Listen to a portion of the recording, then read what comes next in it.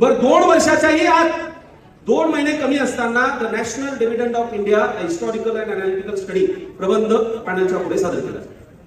आता ते पॅनल असतं ब्रिटिश मधलं, ते म्हणतात where is India, that is the British empire, आणि इसमें ये सारे चेंजेस है, वी कांट एक्सेप्ट दिस असं म्हटल्यानंतर त्याच्यावरही तो असं म्हणत नाही साहेब घ्या ना करून, माझी आता स्कॉलरशिप संपत आली आहे, प्रकार नाही, no problem sir, I will make the changes.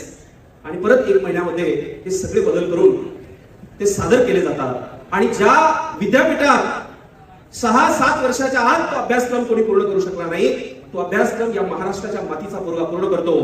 ज्याच्या त्या वर्णनाबद्दल वामन दादा कर्णक म्हणतात, वो छात्र नहीं जरूर कोई अव्या था, माथे पे उसके ज्ञान का निशान था, झोली फटी रही पथदलितों को उठाने के लिए उसकी, लेकिन उस झोली में विश्व का सर्वश्रेष्ठ भारत का संविधान था. ही ताकद तुमच्यामध्ये असली पाहिजे.